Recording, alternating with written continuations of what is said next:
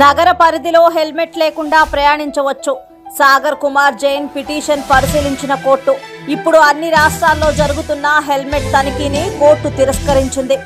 Municipal corporation పరిధిలో డ్రైవర్కు helmet వాడకం తప్పనిసరి కాదు. మీ రక్షణ మీ ఇష్టం.